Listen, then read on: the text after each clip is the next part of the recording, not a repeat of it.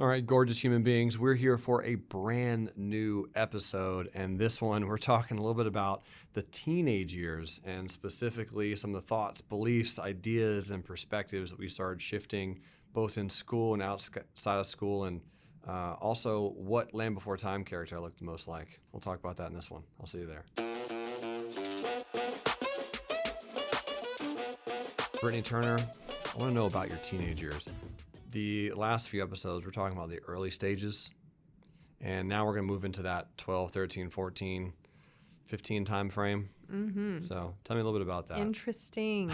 This is when I reveled in my weirdness. Yeah. Definitely weird. I had a lot of fun with it. Were you as ugly as I was? No. Oh. It's hard to be that ugly. That's the problem. I wasn't ugly. Yeah. I had this giraffe neck. Yeah. And this head that just, You have a long neck too? Yeah. We have long necks. It just kept going. Oh, really? Yeah. I never noticed your... It was like Land Before Time. I was Bigfoot. Just Man. Littlefoot. This podcast is going to go as many episodes as Land Before Time. Oh, I hope so. Oh, my gosh. I hope so. What was your dream when you were a teenager? Let's say 12 years old. What do you want to do? My very first dream was to be an astronaut, of course. And then, based on what people told me, I was going to be married to a doctor and race horses. And then at 12, I had an open heaven vision. Didn't believe in that stuff. Had no idea. Wasn't those kind of church I grew up in. Nothing. I was sitting in church thinking about boys. Totally distracted. Mm-hmm. And I had an out-of-body experience. I'm telling you, can't make this up. I can't believe I'm actually sharing this publicly, actually. That's what this podcast is about. Yeah, I wasn't planning on that. No, I've never talked about this. So I'm doing this. Yeah, I'm doing it. I had an out-of-body experience where I saw myself in Africa, didn't know where, and I was serving this village, and I loved my life, and I felt God's presence for the very first time. I don't know if you've ever felt this, but it's really indescribable, so I'm going to do my best. It's every single molecule of your being is the highest high you could ever be. It's an all-consuming love, an all-consuming peace, an all-consuming just grace. And there is nothing on this planet that can come close to that feeling. It's every part of you. And so I had this vision, and I heard that I would do mission work in Africa. That was like the one takeaway. And so I thought that was my life's destiny. And it was really the one thing I didn't want to be was a missionary growing up because they were just always struggling. And I don't know, I'd never thought of it prior to that moment. Yeah, that's an interesting point. Rich missionary. Yeah, no, I didn't think of that. Yeah. And so my plan again was to marry a cowboy doctor and live off of him. That was my plan. Sure. So after I had that experience, nothing else mattered. I just wanted to get back to Africa because maybe I would feel that feeling again. So I wasn't a really tempted kid to do like drugs or anything like that. Parents, I think it was my mom, said something really smart, and I recommend every parent say this. She brainwashed us in such a good way against peer pressure. She said, anybody who needs to do drugs or get drunk or sleep with a guy or whatever are such losers that they have to, for example, drinking, they have to be drunk enough to feel confident to even talk to people.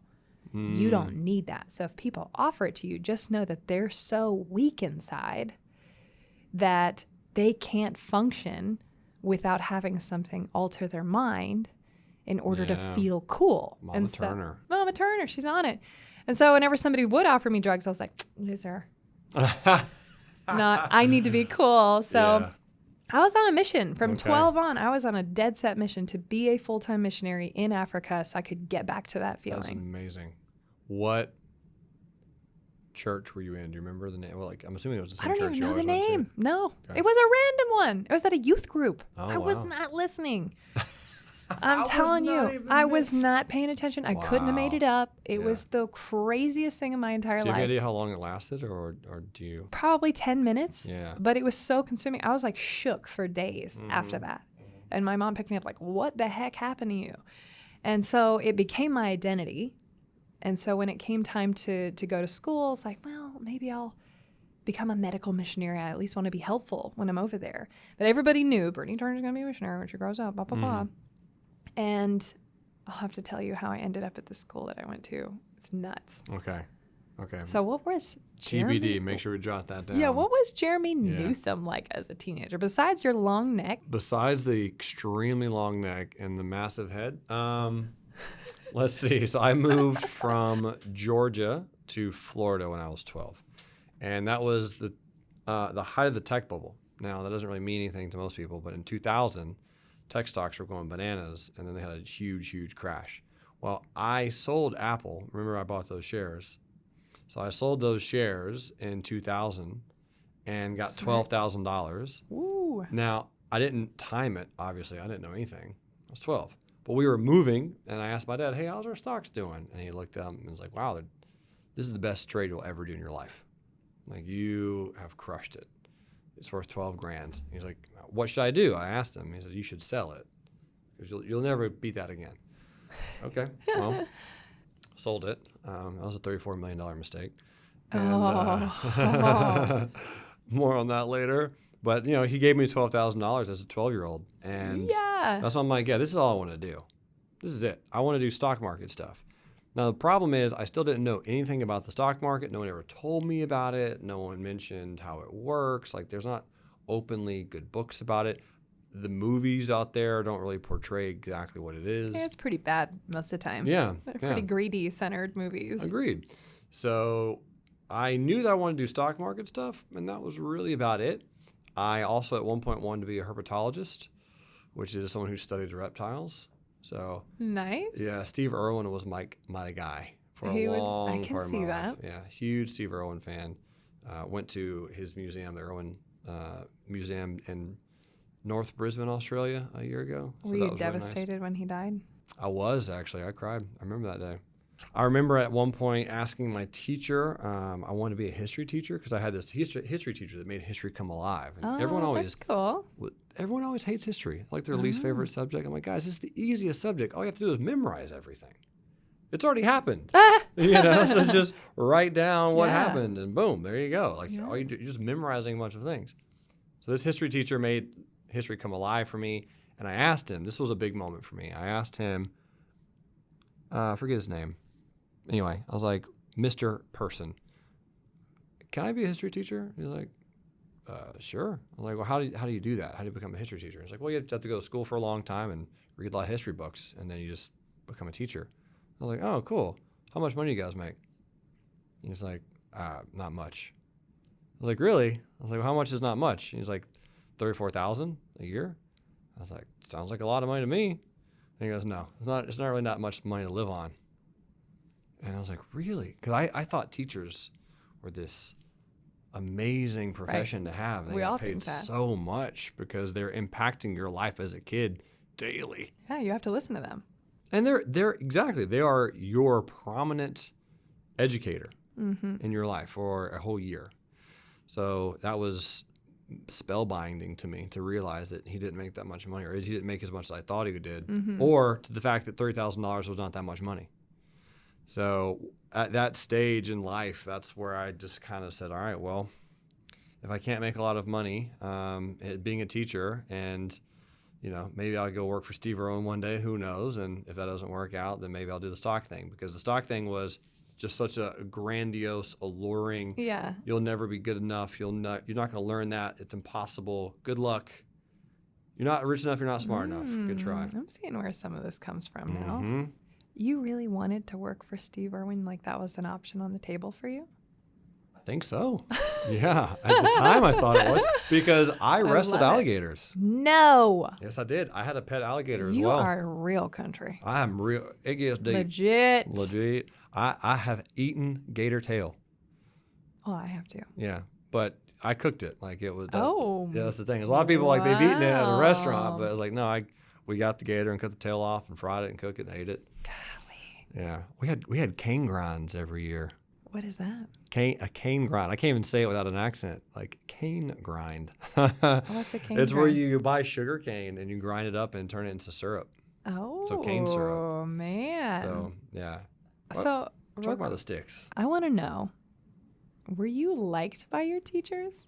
Or what kind of student was Jerremy Newsom? I was an amazing student. Okay? Really? Yeah, I was a people pleaser. Oh. So I was a teacher's pet.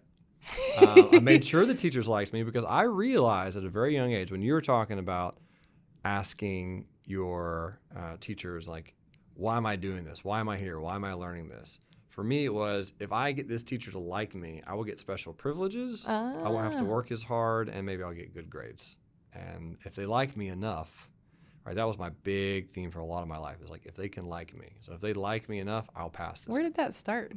Needing to be liked. Was that a Jehovah's Witness thing? Great question. That was my primary question for 24 years of my life. Sixth child thing? That was the very first memory that I ever had. Is, am I liked? That's how I created my very first question. Where do you think it came from? Well, the real question is, how can I get this person to like me? And that came from 5 years old. I had pushed my sister down, and she fell and hurt her arm or something.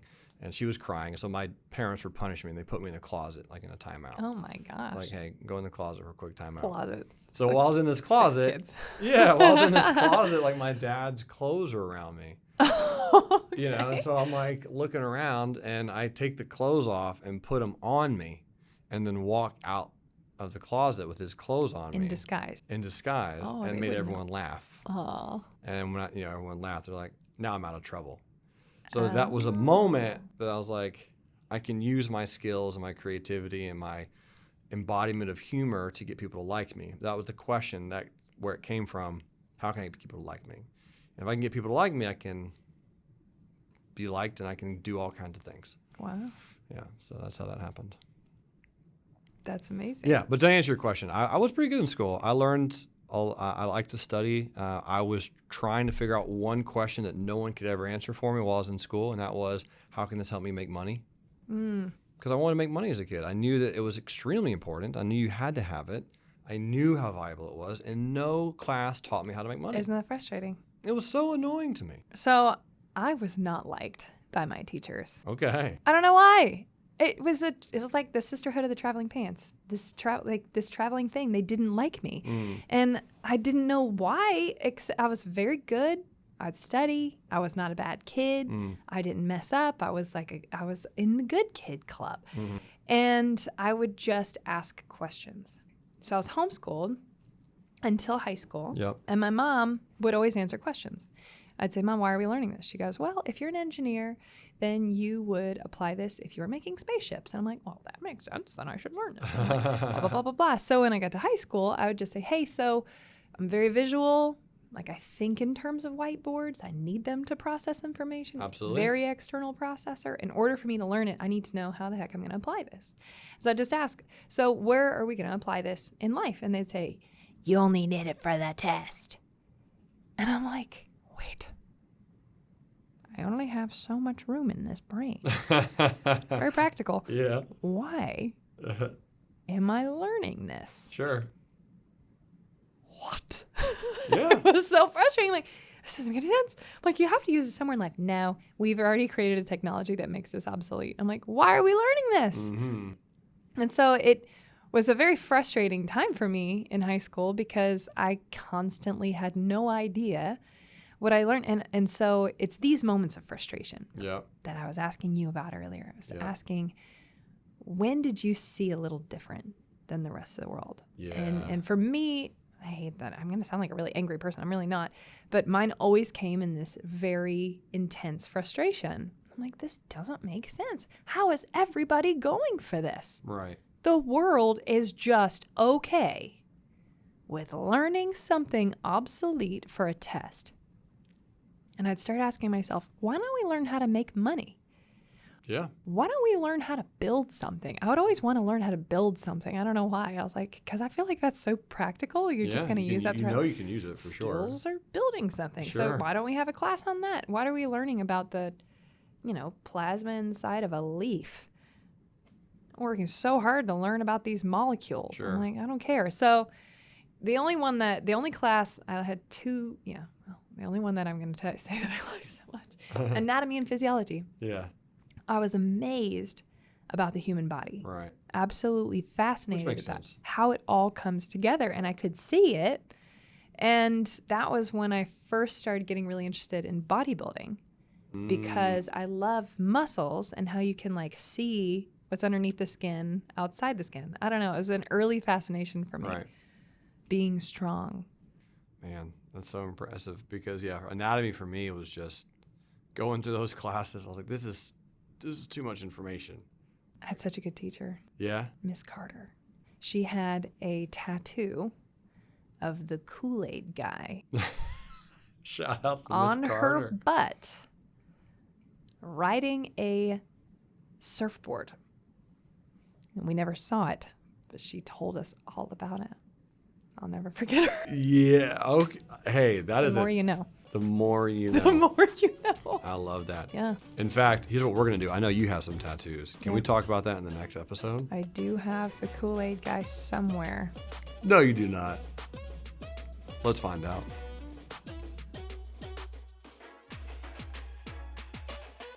Thank you so much for listening in on Broke to Woke.